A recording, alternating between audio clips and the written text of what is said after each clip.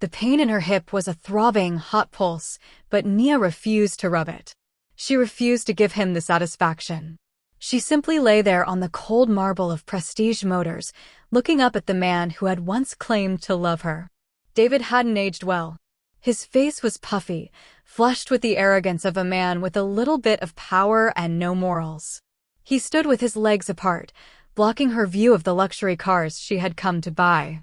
"Security," David bellowed, clapping his hands. "Get this vagrant out of my sight. She's staining the floor." Two guards in ill-fitting uniforms started to shuffle forward, looking bored. To them, this was just another Tuesday. Another person trying to escape the soul weather, another nobody to be tossed back onto the street. They saw Nia's oversized gray sweatpants and her messy bun, and they made the same mistake David did. They assumed her value based on her comfort. They didn't see the fire in her eyes. "You're making a mistake," Nia said, her voice low and steady. She pushed herself up to a sitting position, wincing as her bruised elbow took her weight. "I came here to buy a car. The Aston Martin Vanquish. For my husband." David threw his head back and laughed. It was a grating, ugly sound that echoed off the glass walls. "Your husband? Oh, that's rich. Who is he, Nia? A street sweeper? A janitor? Does he know his delusional wife is wandering into high-end dealerships pretending to be a big shot?" He leaned down, his face inches from hers, his breath smelling of stale coffee and cruelty. "Face it, sweetheart. You're the same broke, desperate girl I dumped 5 years ago. You didn't have a future then, and looking at you now." He gestured vaguely at her outfit. "You clearly don't have one now. You're just my poor, black ex who couldn't make it in the real world." Nia's hand clenched into a fist at her side. She remembered the night he abandoned her. The snow in Chicago. The way he had thrown her suitcase down the stairs and told her she lacked ambition. She remembered sleeping in the airport terminal for 3 days. "I'm not that girl anymore," Nia said. Clearly, David scoffed. "You're worse. You're trespassing. Now get out." He reached for her again, his fingers digging into her shoulder to drag her. "Don't touch me," Nia shouted. "I said get."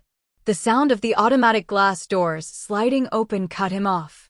But it wasn't the polite whoosh of a customer entering.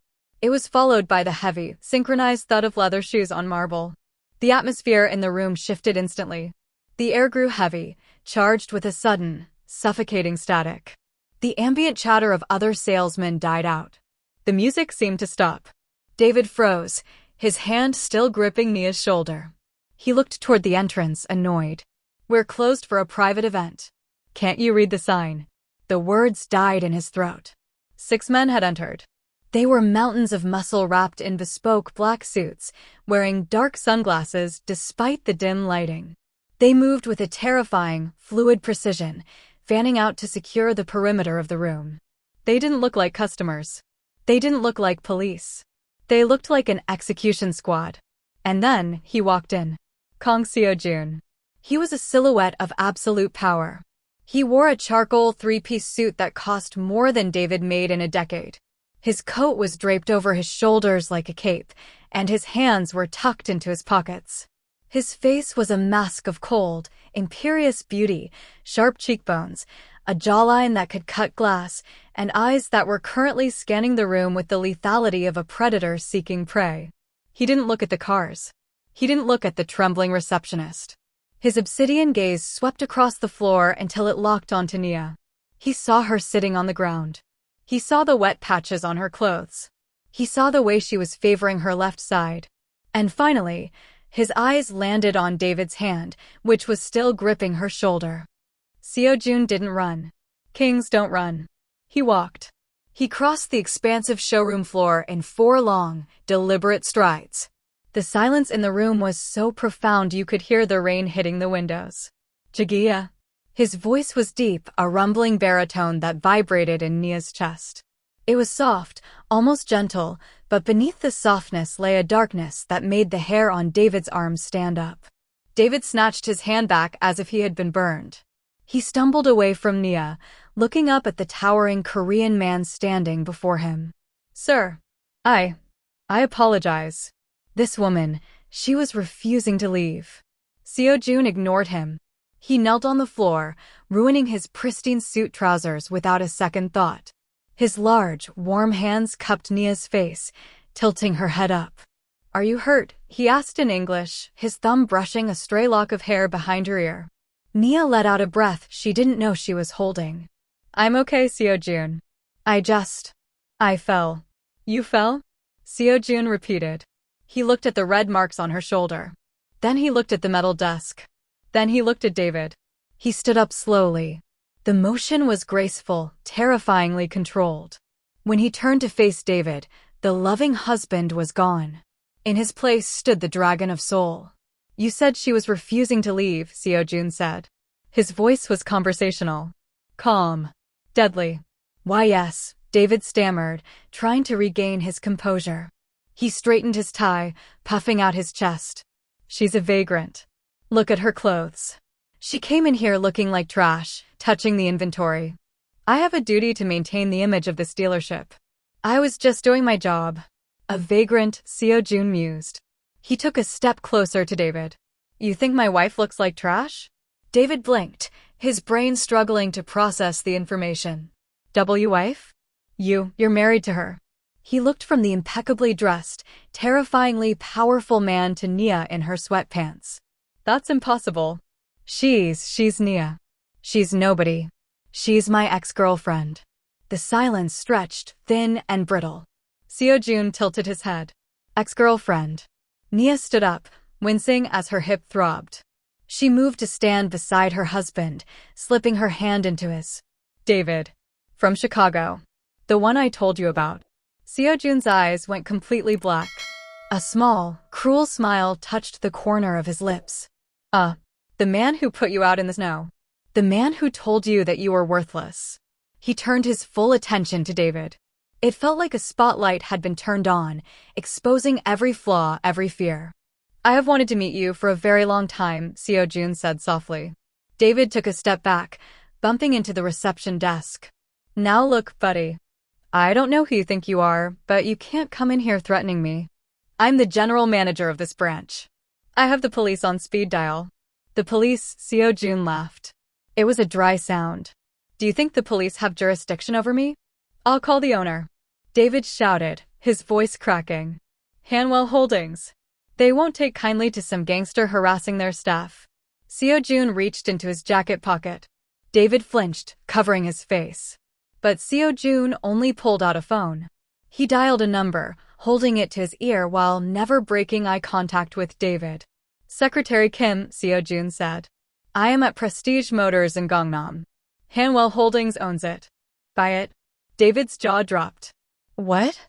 "Yes." Now, Seo-jun continued into the phone. "Hostile takeover.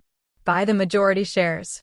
Offer them double the market rate if they sign the digital transfer in the next 60 seconds.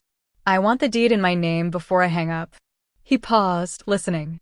"I don't care about the board members," Seo-jun snapped. "Buy them too." He lowered the phone, holding it at his side.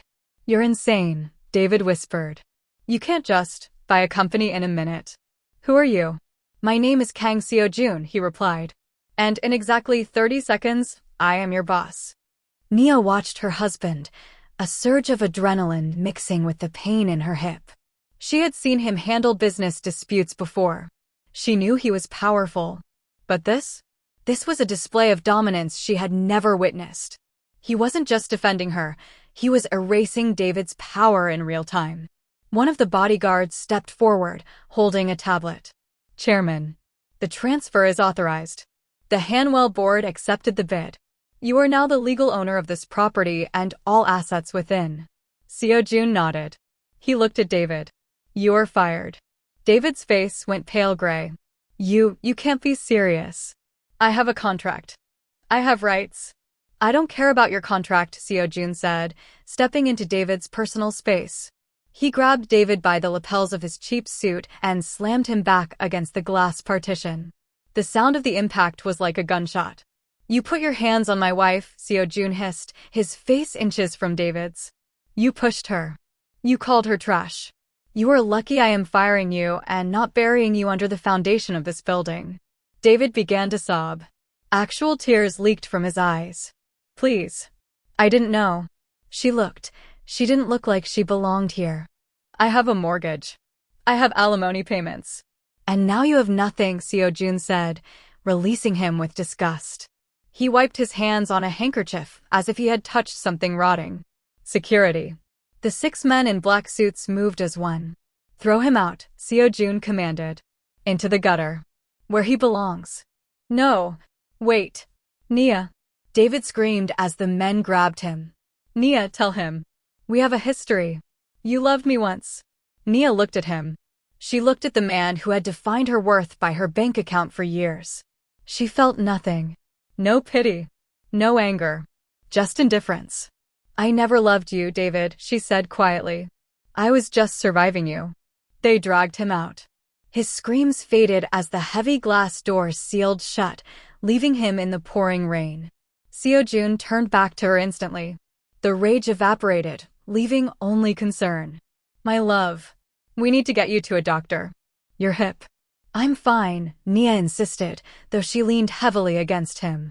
Seo-jun, you bought a car dealership. It's your birthday. I was supposed to be buying you a gift. Seo-jun looked around the showroom. He pointed to the silver Aston Martin Vanquish in the center display. That one? Yes, Nia sighed. I wanted to surprise you. You did, he smiled, kissing her forehead. It is the best birthday gift I have ever received. Because it brought me here to protect you. He turned to his secretary. Have the Aston Martin delivered to the penthouse. Sell the rest. And burn that reception desk. I don't want to see it ever again. He swept Nia up into his arms, carrying her bridal style. She buried her face in his neck, inhaling the scent of sandalwood and rain. As he carried her out to the waiting motorcade, Nia realized that the poor, abandoned girl David remembered had died in the snow 5 years ago. The woman in Seo-jun's arms was a queen, and she was finally home. The drive to the penthouse was silent, but it was a comfortable silence. The privacy partition was up. Nia sat in the back of the Maybach, her legs draped over Seo-jun's lap. He had a first aid kit open standard equipment in all his vehicles and was gently applying a cooling gel to the bruise on her hip. It is turning purple, he murmured, his brow furrowed in concentration. His fingers were incredibly gentle, a stark contrast to the violence he had threatened just minutes ago. I should have broken his arm. I let him off too easily. You took his job, his reputation, and humiliated him, Nia said, watching him work. I think that's enough. It is never enough when someone hurts you, Seo-jun replied without looking up. If we were not in public, if you were not there to witness it. He trailed off, leaving the threat hanging in the air. Nia reached out, touching his cheek. Seo-jun. Look at me. He raised his eyes. They were still dark, swirling with residual adrenaline. I'm okay, she said firmly. He can't hurt me. He's just a ghost from a life I don't live anymore. Seo-jun turned his face into her palm, kissing the center of her hand. I hate that you ever lived that life. I hate that I was not there to stop him the first time. If you had been there the first time, Nia teased gently, I wouldn't have come to Korea. I wouldn't have walked into that coffee shop. I wouldn't have spilled my latte on your $3,000 suit. A small smile finally broke through his mask. That was a good suit. It was a terrible suit. Pinstripes? Really? He chuckled, the tension finally leaving his shoulders. He finished bandaging her hip and pulled her close, wrapping his arms around her as if trying to shield her from the memory of the dealership. Happy birthday, she whispered into his chest. We will celebrate properly tonight, he promised. After I make sure you are really okay. Dr. Choi is meeting us at the penthouse. I don't need a doctor, baby. It's just a bruise. Dr. Choi is meeting us, he repeated, his tone leaving no room for argument. It was the mafia boss voice again, but this time, it was protective. When they arrived at the penthouse, a sprawling glass palace overlooking the Han River, Seo-jun carried her inside again, ignoring her protests that she could walk. The staff bowed low as they entered, but Seo-jun swept past them straight to the master bedroom. He laid her on the massive bed, propping her up with silk pillows. Stay. I will get you ice. While he was in the kitchen, Nia's phone buzzed. She pulled it out of her purse, which one of the bodyguards had retrieved from the dealership. She had 15 missed calls, all from an unknown number. Then a text message. Nia, please. I know you're angry, but you can't just ruin my life like this. I have debts. I'll lose my apartment. Please, talk to him. Tell him to undo the sale. I'm begging you. David. Nia stared at the screen. 5 years ago, she had sent him texts like this. David, please. It's freezing. I have nowhere to go. Just let me stay on the couch until I get paid. He had blocked her number then. She tapped the screen, typed a single word, and hit send. Blocked. She set the phone down just as Seo-jun returned with an ice pack wrapped in a soft towel and Dr. Choi trailing behind him. The examination was quick. Dr. Choi, a discreet elderly man who had patched up Seo-jun more times than Nia cared to count, confirmed it was a severe contusion, but nothing was broken. He prescribed rest and painkillers, bowed to Seo-jun, and left. See? Nia said, popping one of the pills. I'll live. Seo-jun sat on the edge of the bed, loosening his tie. He looked exhausted. I know. But seeing you on that floor. He closed his eyes. It triggered something in me. I know, she said softly. She crawled over to him, wrapping her arms around his waist. Come here. Lay down with me. It's your birthday. No more business. No more revenge. Just us. He sighed, finally relenting. He stripped off his jacket and shoes and lay back against the pillows, pulling her into his side. They lay there in silence, watching the rain streak against the floor-to-ceiling windows, the lights of Seoul glittering below them like fallen stars. You know, Seo-jun said after a while, his voice drowsy.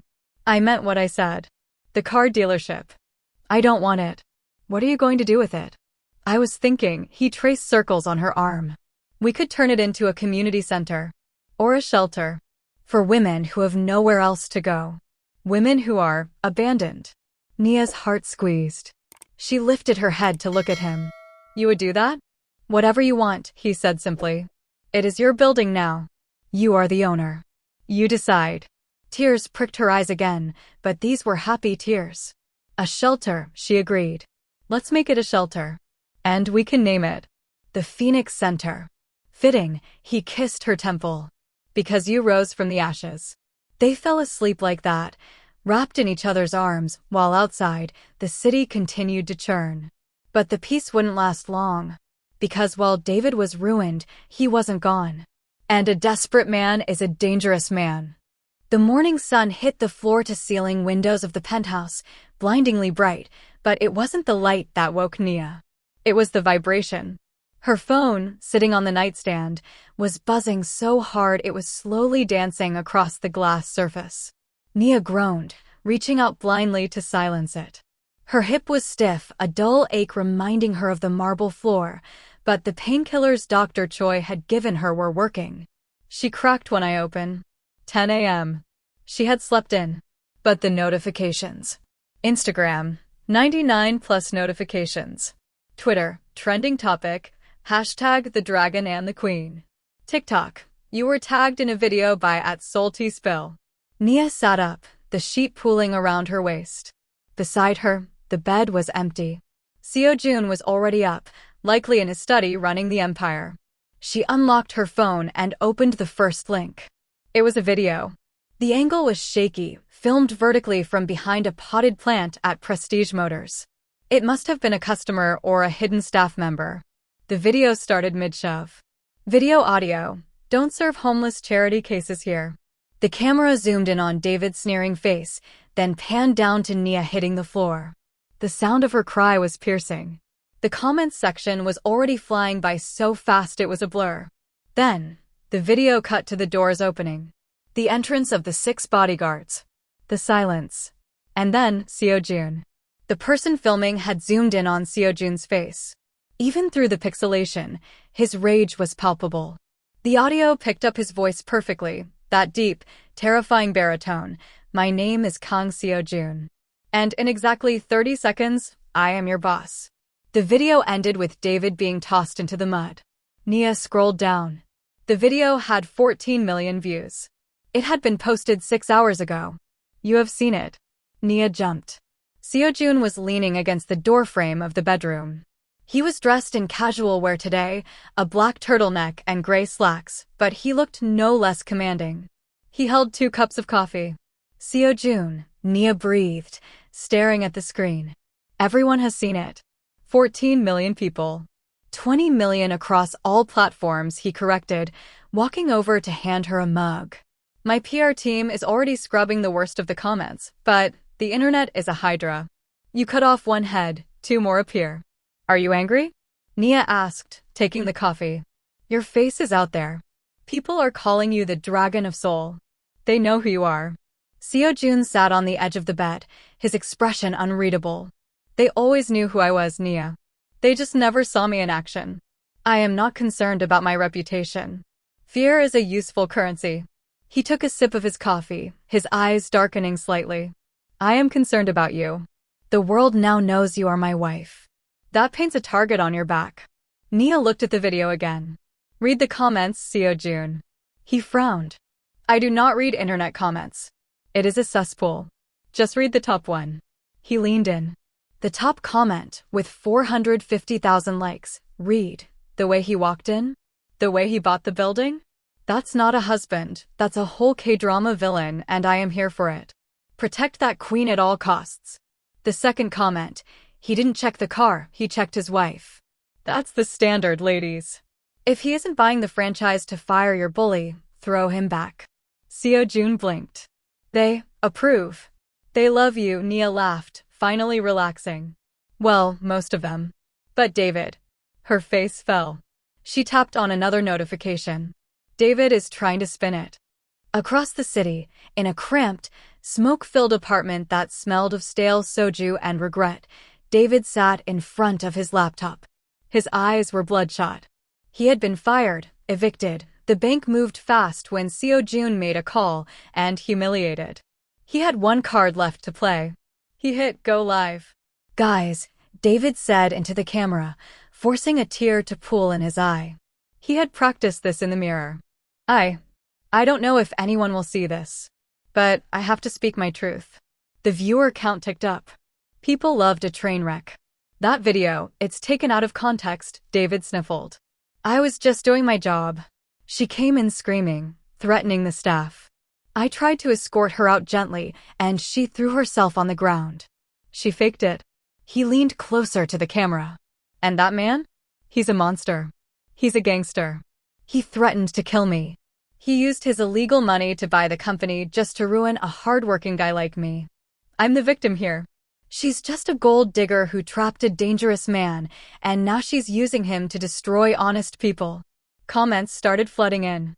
Some were supportive. Bro, that's messed up. Eat the rich. David smiled internally. It was working.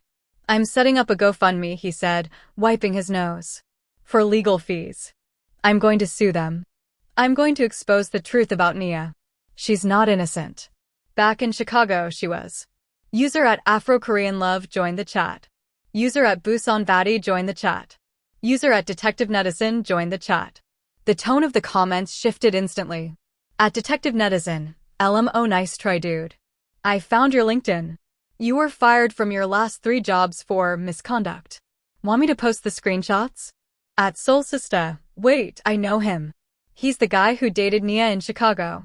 I went to college with them. He cheated on her with his boss's daughter and then kicked Nia out in a blizzard. Hashtag receipts incoming. David froze. That's a lie. At knets_official, we just looked up the property records. You didn't pay your rent for 6 months before you left the States. You're a squatter. Then the photos dropped. Someone in the chat posted a link. It was a photo from 5 years ago, David at a bar, looking drunk, with his arm around a woman who definitely wasn't Nia. And then, a screenshot of a text message he had sent Nia. You're pathetic. Get out of my house. The internet turned. It was brutal. It was swift. He gaslit her then, he's gaslighting us now. Cancel this man. Someone call Seo-jun, tell him he missed a spot. David panicked. He tried to end the stream, but his hands were shaking so bad he knocked his webcam over. The last image the world saw was his messy, trash-filled apartment before the feed cut to black. While the internet laughed at David, in the dark underbelly of Seoul, The video was being watched with much colder intentions. In a private room at the Red Lotus, a nightclub that served as a front for the Jangpa Syndicate, 3 men sat around a tablet. The air was thick with cigar smoke.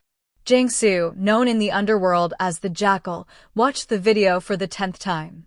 He was older than Seo-jun, scarred and bitter. He had lost territory to Seo-jun's dragon empire for years. He viewed Seo-jun as a machine, emotionless, calculated, untouchable. "Pause it," Jang-soo commanded. His lieutenant paused the video at the moment Seo-jun knelt on the floor. "Look at his face," Jang-soo whispered, pointing a ring-clad finger at the screen. "I have known Kang Seo-jun for 10 years. I have seen him break men's bones without blinking. I have seen him negotiate wars without raising his pulse." He tapped the screen. "I have never seen him look afraid." The lieutenant squinted. "Afraid, boss?" "He looks angry." "No," Jang-soo smiled, showing gold-capped teeth. "The anger is secondary. Look at his hands. The way he touches her face. He is terrified." He thought she was hurt, and, for a split second, the dragon was not a king. He was just a man. Jang-soo leaned back, taking a drag of his cigar. "We have spent years trying to find a crack in his armor. We looked for money, we looked for drugs, we looked for dirty politicians. But he was clean." He laughed softly. "He hid her well. A foreign wife. Kept her out of the spotlight. Protected." "Who is she?" the lieutenant asked. "The internet says she is American." "She is his heart," Jang-soo said, standing up. "And if you want to kill a dragon, you do not attack his scales. You stab him in the heart." "What about the guy in the video?" the third man asked. "The ex-boyfriend? David?" "He is a fool," Jang-soo dismissed. "But fools are useful." "He is desperate. He hates her. And he knows her past." Jang-soo pulled out a burner phone. "Find this David. Pay his debts. Clean him up. And bring him to me. I think it is time we gave Mr. Kong a birthday surprise he will never forget." 2 days later, the viral storm had calmed slightly. Nia was feeling better. Her hip was still yellow-green with bruising, but she could walk without a limp. She was at the new building, formerly Prestige Motors. The transformation was already underway. Seo-jun's construction crews worked fast. The luxury cars were gone. The marble floors were being covered with warm, inviting rugs. The glass offices were being converted into counseling rooms. Nia stood in the center of the lobby, holding a tablet with architectural plans. She was directing a foreman on where to put the daycare center. "Mrs. Kang." Nia turned. One of the new receptionists, a young girl named Hannah whom Nia had personally hired, came running over, holding a large, ornate box. "A delivery for you," Hannah beamed. "It just arrived by courier." "It looks expensive." Nia smiled. "Probably from Seo-jun. He's been trying to apologize for working late all week." She took the box. It was heavy, wrapped in black velvet with a silver ribbon. Elegant. Very Seo-jun. She carried it into her temporary office, the same office that used to be David's. She set it on the desk. "Let's see what you bought me now, Mr. Dragon," she murmured, untying the ribbon. She lifted the lid. Nia froze. It wasn't jewelry. It wasn't chocolates. Inside the box, nestled in red silk, was a single, pristine white sneaker. It was dirty. Mud-stained. Nia's breath hitched. She recognized it. It was her sneaker. The one she had worn 2 days ago at the dealership. But she hadn't lost a shoe. She had thrown them in the trash at the penthouse because they were ruined by the rain. How did someone get this from the penthouse trash? Her hands started to tremble. She reached into the box. Underneath the shoe was a photograph. It was a picture of Nia. But it wasn't from the internet. It was taken through a window. Her bedroom window. The photo showed Nia sleeping in bed, oblivious. Seo-jun was not in the picture. But there was a red circle drawn around Nia's neck in thick marker. And on the back of the photo, scrawled in handwriting that looked disturbingly familiar, jagged, frantic, angry, was a note. "You think you're a queen now? You're still just trash. And trash gets taken out." Nia dropped the photo. It fluttered to the desk, landing face up. Her phone rang. She stared at it. Unknown number. Her heart hammered against her ribs like a trapped bird. She picked it up, her finger hovering over the answer button. Hello. Did you like the shoe, Nia? The voice was distorted, robotic, but the cadence was unmistakable. It wasn't David. David was whiny, desperate. This voice was cold. Amusement dripped from every syllable. Who is this? Nia whispered, looking around the empty office, suddenly feeling very exposed. A friend of a friend, the voice purred. We have something of yours. Or rather, someone. What are you talking about? Your husband is a very difficult man to reach, Mrs. Kang. He has so many guards. So many walls. But you're so open. So charitable. Nia's blood ran cold. If you touch him. Oh, we aren't going to touch him, the voice laughed. Not yet. We want him to watch. Tell the dragon that the jackal sends his regards. And tell him, the dealership isn't the only thing he's going to lose. The line went dead. Nia stood there, the silence of the office pressing in on her.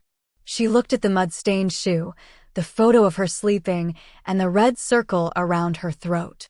For the first time since she married Seo-jun, she realized that his protection wasn't a fortress. It was a cage. And someone had just found the key.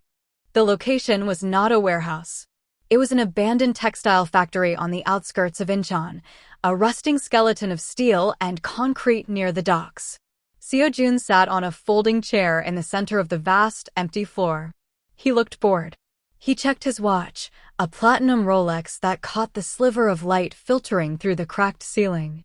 10 feet away, David was kneeling on the concrete. He looked terrible.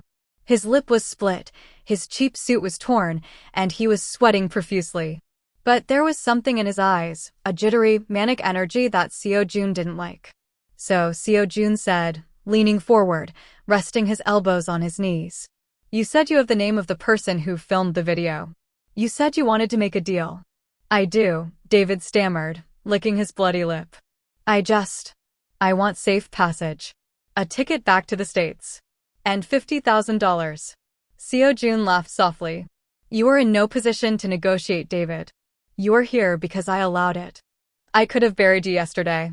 I know. David held up his hands. But this guy, the one who filmed it, he works for your rival. He approached me. He said he wants to destroy you. Name, Seo-jun demanded. I have it written down. David reached into his pocket. Seo-jun's eyes narrowed. His body went rigid, coiled like a spring. Stop. David froze. What? You are sweating, David, Seo-jun observed coolly. It is 12 degrees in here. Why are you sweating? I'm scared. David laughed nervously. You're the dragon of Seoul. Who wouldn't be scared? No, Seo-jun stood up. He walked slowly around David. You're scared, but you're also smiling. Your eyes are smiling. Seo-jun stopped behind him. You are not here to sell me information, Seo-jun whispered. You are here to keep me talking. David's smile faltered. Who are you waiting for? Seo-jun asked. He signaled to his 4 guards standing in the shadows. Check the perimeter again. Jam the signals. No, David shouted, suddenly bold. You can't leave. They said if you leave, she dies. Seo-jun froze. He grabbed David by the hair, yanking his head back. Who dies? Nia. David screamed, a manic grin splitting his face. They're watching her right now. The jackal. If you walk out that door, they put a bullet in her pretty little head. Seo-jun's face went white. For the first time in his life, true, unadulterated terror seized his heart. He reached for his phone. No signal. The factory walls were lead-lined. You piece of Seo-jun raised his fist to crush David's skull. Screech. The sound of tires squealing on concrete echoed through the factory. A black SUV tore through the open bay doors, drifting sideways and coming to a halt just inches from where Seo-jun stood. David's eyes widened. What the? The passenger door flew open. Seo-jun expected a hit squad. He reached for the gun in his holster. Instead, a woman stepped out. She was wearing a pencil skirt and heels, but she moved with the urgency of a soldier. She held a black box in one hand. Nia? Seo-jun breathed, his gun lowering slightly. Nia, get back in the car. He's lying. Nia shouted, her voice echoing off the metal rafters. She didn't run to Seo-jun for a hug. She marched straight toward David. He's lying, Seo-jun. They aren't watching me. They're here. David looked like he had seen a ghost. How did you? Nia threw the black box at David. It hit him square in the chest, spilling the muddy sneaker and the creeper photo onto the concrete. They sent this to my office, Nia yelled, turning to Seo-jun. The jackal. They wanted me to panic. They wanted me to call you so they could trace the signal to this location. They didn't know where you were until I called Secretary Kim. She pointed at the rafters. It's an ambush. They used David to hold you, and they used me to find you. As if on cue, a slow clap echoed from the shadows of the upper walkway. Smart girl, a voice grated. Very smart girl. From the darkness above, figures emerged. Dozens of them. Men with crossbows and silenced pistols, lining the catwalks. And in the center, leaning over the railing, was Jiangsu, the jackal. I told you she was his heart, Jiangsu called down, grinning. But it seems she is also his brain. A shame. I hate killing smart women. Seo-jun grabbed Nia, pulling her behind his body, shielding her with his own. His guards instantly formed a tight circle around them, guns drawn, aiming up. Jiangsu, Seo-jun roared. You broke the code. Families are off limits. You bought a dealership and declared war on the city, Jiangsu spat back. You made yourself a celebrity. Celebrities don't get protection. He looked down at David, who was scrambling to crawl away. David, Jiangsu barked. Finish it. David stopped crawling. He looked at the gun lying on the floor, one that had slid from a guard's holster during the SUV's arrival. He looked at Seo-jun, then at Nia. He promised me, David whimpered, picking up the gun. His hands were shaking violently. He promised me my life back. He said if I did this, he'd clear my debts. David pointed the gun. Not at Seo-jun. At Nia. I'm sorry, Nia, David sobbed. But I'm not going back to the street. Seo-jun moved to cover her, but he was exposed to the snipers above. If he moved, the jackal fired. If he stayed, David fired. Time seemed to slow down. Nia looked at the gun in David's hand. She looked at his shaking finger on the trigger. And she realized something. David was a coward. He had always been a coward. David, Nia said. Her voice wasn't loud, but it was steady. She stepped out from behind Seo-jun's back. Nia, no. Seo-jun hissed, trying to grab her. Trust me, she whispered to him. She took a step toward the gun. David, she said again. Look at the safety. David blinked, confused. What? The safety on the gun, Nia said, walking closer. It's on. You can't shoot me. David looked down at the gun in his hand. It was a distraction. In the split second David looked down, Nia didn't scream. She didn't faint. She swung. She carried a heavy designer purse, a Birkin bag Seo-jun had filled with gold bars for emergencies, a joke she hadn't found funny until now. She swung the bag with all the force of 5 years of repressed rage. Crack. The bag connected with David's jaw. He crumbled like a wet paper towel, the gun skittering across the floor. No! Nia screamed, dropping to the ground. Seo-jun didn't hesitate. He kicked the gun into his hand, spun, and fired 3 shots into the darkness above. Bang! Bang! Bang! The lights in the factory exploded. Darkness consumed the room. Secretary Kim. Seo-jun shouted. Get her out. I'm not leaving you. Nia yelled, scrambling in the dark until she felt his suit jacket.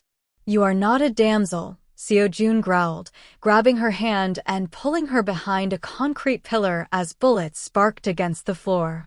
But today, you are going to let me do my job. He pressed a spare magazine into her hand. Do you know how to use a gun? He asked, his voice calm amidst the chaos. Nia looked at the cold metal in her hand. She thought about the snow in Chicago.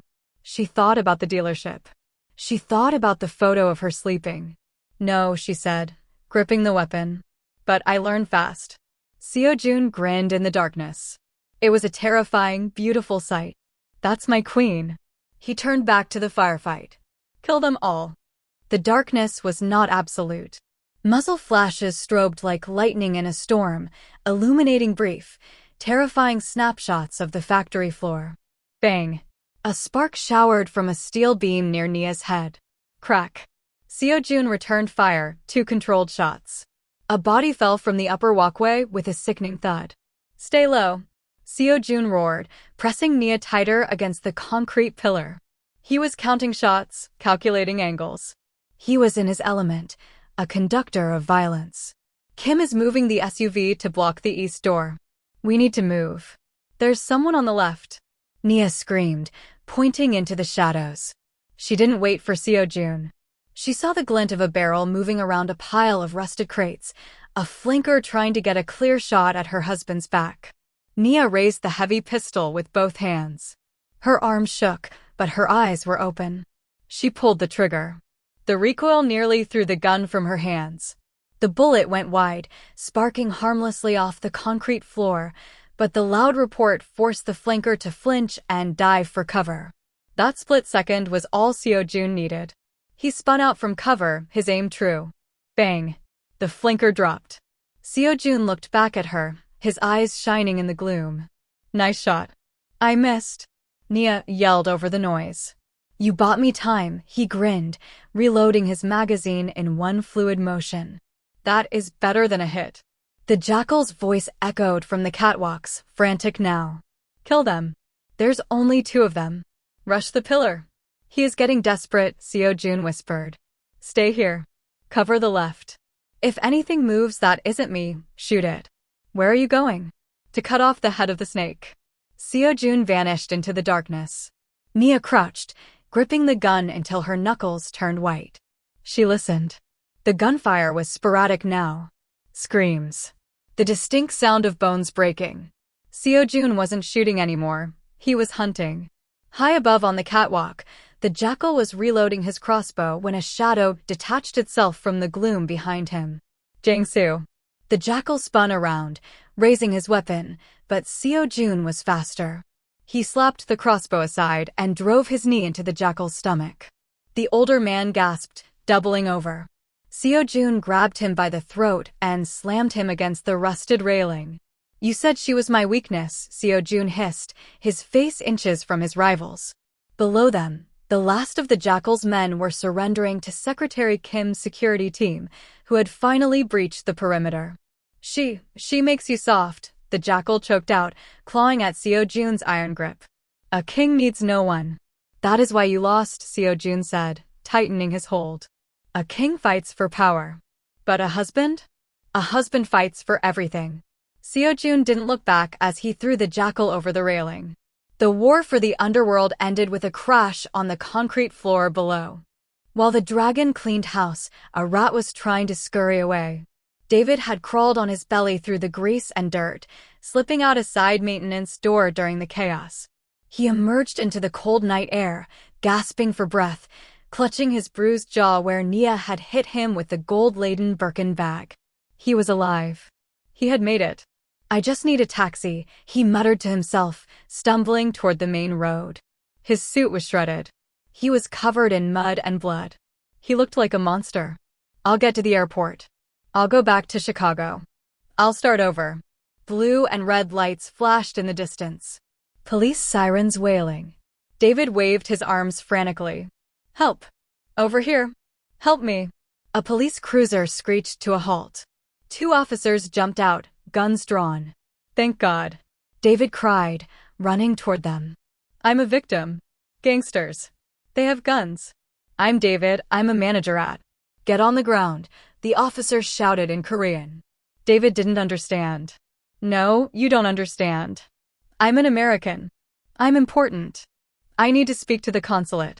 He reached into his pocket for his wallet to prove his identity. Bang! The taser prongs hit him in the chest. David convulsed, crashing face first into the muddy roadside ditch. As the officers cuffed him, searching his pockets, they found nothing. His wallet, his passport, his phone, they were all inside the factory.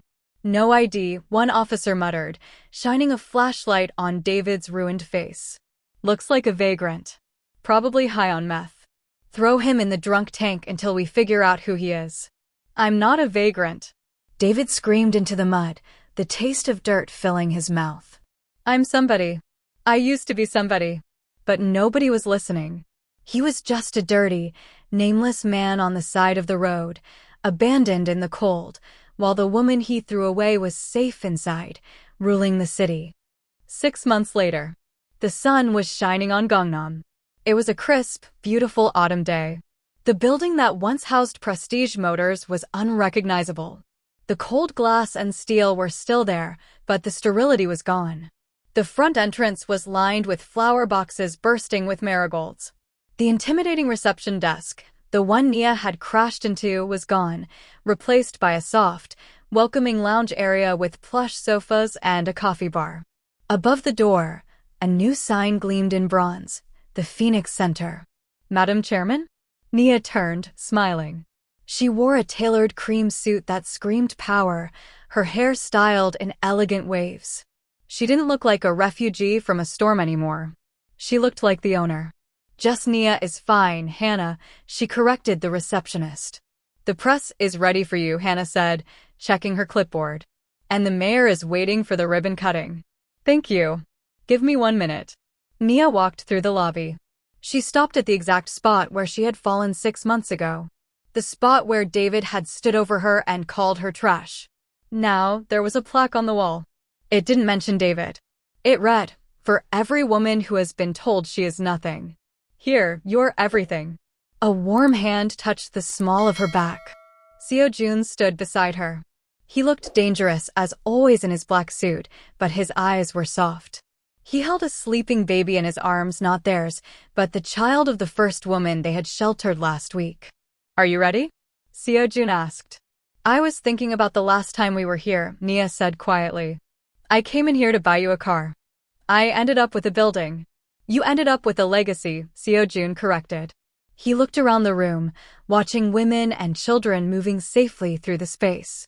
"You took the place of your greatest humiliation and turned it into your greatest victory. That is what queens do."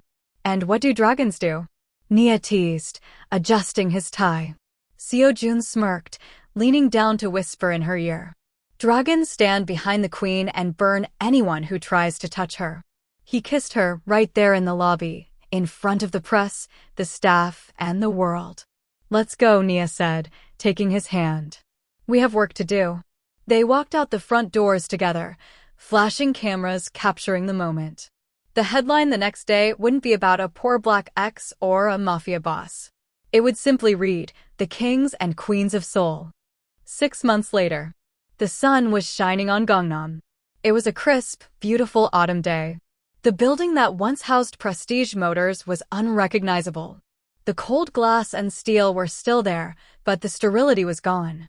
The front entrance was lined with flower boxes bursting with marigolds. The intimidating reception desk, the one Nia had crashed into, was gone, replaced by a soft, welcoming lounge area with plush sofas and a coffee bar. Above the door, a new sign gleamed in bronze, the Phoenix Center. "Madam Chairman?" Nia turned, smiling. She wore a tailored cream suit that screamed power, her hair styled in elegant waves. She didn't look like a refugee from a storm anymore. She looked like the owner. "Just Nia is fine, Hannah," she corrected the receptionist. "The press is ready for you," Hannah said, checking her clipboard. "And the mayor is waiting for the ribbon cutting." "Thank you. Give me 1 minute." Nia walked through the lobby. She stopped at the exact spot where she had fallen 6 months ago. The spot where David had stood over her and called her trash. Now, there was a plaque on the wall. It didn't mention David. It read, "For every woman who has been told she is nothing. Here, you're everything." A warm hand touched the small of her back. Seo Joon stood beside her. He looked dangerous as always in his black suit, but his eyes were soft. He held a sleeping baby in his arms, not theirs, but the child of the first woman they had sheltered last week. "Are you ready?" Seo Joon asked. "I was thinking about the last time we were here," Nia said quietly. "I came in here to buy you a car. I ended up with a building." "You ended up with a legacy," Seo Joon corrected. He looked around the room, watching women and children moving safely through the space. "You took the place of your greatest humiliation and turned it into your greatest victory. That is what queens do." "And what do dragons do?" Nia teased, adjusting his tie. Seo Joon smirked, leaning down to whisper in her ear. Dragons stand behind the queen and burn anyone who tries to touch her. He kissed her right there in the lobby, in front of the press, the staff, and the world. "Let's go," Nia said, taking his hand. "We have work to do." They walked out the front doors together, flashing cameras capturing the moment. The headline the next day wouldn't be about a poor black ex or a mafia boss. It would simply read, "The Kings and Queens of Seoul."